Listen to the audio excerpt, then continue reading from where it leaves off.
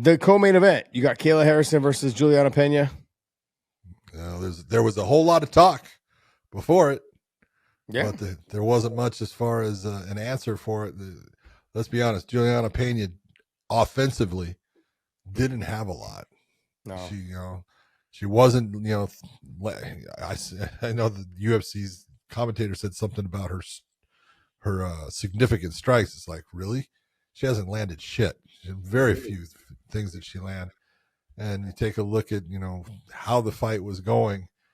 You can look at when she was on the ground, she kicked up. The point taken was the right thing to do by Abarrio, but it was the wrong thing to put him in a standing position. You had a bottom fighter foul the person on top. That means the bottom fighter goes back to being on the bottom. They don't get out of a position by fouling. What the fuck is wrong with people? John. How hard is it to figure out, dude? You did one thing perfect. You took the point. That was the right thing to do. You don't have to give a hard warning. She kicked her twice. Cut him some slack. He doesn't speak English. Which he does. He does. Yeah, I'm just busting balls. Him and I were supposed to fight a couple times and do a jiu-jitsu match against each other. Yeah. Just never came about. But he's a great guy, man. Super friendly, super nice guy. Big fight. Huge fight for him. Okay. I mean, John, look, at least he did the one thing. At least he did the main thing right, was take a point. I was going to ask you, you think he should have taken a point? Absolutely. Okay. She got kicked to the face twice while on the ground. Yeah. Okay. Absolutely, he should have taken. But she didn't mean to. Yeah, it's exactly what she told him. I looked at her and said the same thing I said to every fighter. Yeah, my kids lie to me too. That's fucked up. Oh, geez. I mean, I guess from the upward angle that I saw it from, I thought that her knees were up. I thought she postured up and pinched the thighs with her thigh, pinched the legs with her thighs. But then when I saw the replay, I still couldn't see it, but it just looked like more of her knees were down. But still. No, she was down. Yeah, she didn't hold back either. She was like, "Yo, get off me." She's like, "Everybody was kung fu fighting." Yeah. Yeah, but that was the two best blows landed by Julianna Peña for the fight. So, John, that was nasty. And when she got a hold of that Kimura, holy shit! It was on. It was on quick. It was moving quick. Yeah. Because many times you'll see people start to struggle with that and it did remind me of Joe Rogan brought it up, Frank Mir against Nogueira. Mm-hmm. And they got into a battle and Nogueira's arm got caught by Mir. Yeah. I was right there and the thing snapped. And Joe said the right thing. In that Kimura lock, people are looking at it. It's a shoulder lock. Yes. No, yeah. But the humerus gets a spiral fracture from that. Is that what that bone's called? That's what that bone is called. Yeah, that was if you recall, it was the Renzo Gracie and Sakuraba, same thing. No, totally different. Oh, was it? Yeah. Because his elbow dislocated. Oh, got it. Still disgusting as anytime you see something that's not supposed to move in the way that it's supposed to, it's moving in a direction that it's not supposed to. Yeah, you're just like, what the this is not almost makes me want to throw up in my mouth. Yeah, but spit it out, dude. If you go back and you remember Habib when he fought Michael Johnson, mm-hmm. And he put a beating on Michael throughout that fight, but the end was a Kimura, and it was. Michael Johnson was not going to tap, and I was thinking, I'm going to watch your arm break. You hate to have it happen, but we tell the fighters, hey, you get caught in this, I'll let you work your way out of it. Do not let it get to the point that it breaks. I'm going to stop your fight. You're going to lose. Yeah. He tapped, thank God, but I was thinking, it's going to break. Okay, but Julianna Peña, where's she go from here? Obviously, we know that Kayla is going to be fighting Amanda Nunes, but where's Julianna Peña go from here?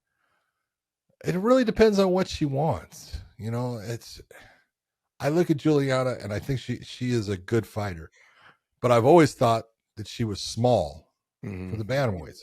I would love to see Julianna go to 125.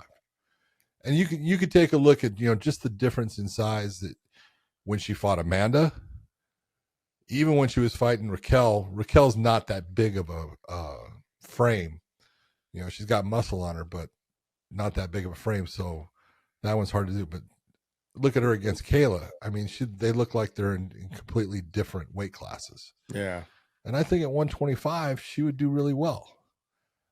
At 135, I look and I go, all right, who is there for you to fight at that? Is it going to be someone that's, you know, in the top right there with, you know, championship aspirations? I don't think so. I don't think that, you know, you could look and say she could fight, you know, Vieira. What does that do for her? Not much. She could fight Norma Dumont. What does that do for her? I don't know if that does much. It's weird the way that, you know, the bantamweight division in the women's has gone. It was such an elite for so long, and it's not elite right now. There's very few people just at the top. And you look down the list, and most people go, I haven't even seen that person fight. I haven't even heard of that person. John, would you say that's just kind of where the sport of MMA is right now? No, not. Do you really think so? Because I think if you look at, you know, the straw weights or even the flyweights, there's some, you know, there's some people within that grouping that you go, yeah, that would be a great fight. Yeah, that would be a great fight. But my thing is, like, we've gotten rid of 145. Yeah, we're like 135 is a very good division, but it's not what it used to be. Not even close. It was the pillar of females MMA. Yeah, you know, and 125 is okay, but it's still kind of. I would say 115 is probably the best weight class. I would say you're probably right.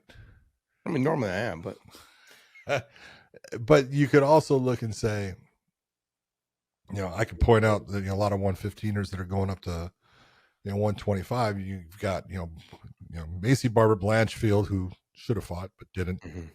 You got Rose Namajunas, who was a strawweight, who's up there. She's looking good and you know, doing well there. You got, you know, Mano, who's, you know, yeah, she just lost, but you know, she's up there. Silva is fun to watch. These are all 125ers. And then if you look outside of it, you know, the big name outside of it is Dakota Ditcheva, and you know, she's a powerhouse. She's fun to watch, 125er. So right now I'm kind of thinking that, you know, the 125ers are kind of taking over. We'll see. I would like to see the UFC bring over Dakota Ditcheva. Oh yeah, that'd be nice. I make some sort of trade. They would love to. I mean, the best thing to do would be for them to make trades. Like this is the opportunity, like, to try and pick and choose their fighters. And if I was the PFL, I'd be calling them up, going, "Hey, like, I've got fighters that we just can't fund anymore. Can I trade you? Yeah, give me somebody that you guys don't want, and I'll give you somebody that, you know, we want to keep, but we just can't financially keep them. Give us somebody we can replace them with. You know, I mean, and do the best you can to fight them as much as you possibly can." Yeah. I don't know who the UFC be willing to give up, and you know, I mean, and Patricio and Patchy not winning, like, makes it a harder argument to continue on with if you're the PFL.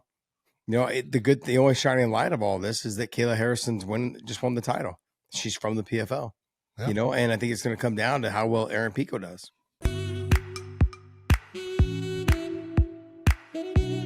This episode is brought to you by BetUS. Make sure you guys YouTube 150 for the promo code. Also, Element, use the link in the descriptions down below. Any product you buy from there, they will send you a bonus package of product if you use our link down below. Element's amazing, man. I love it.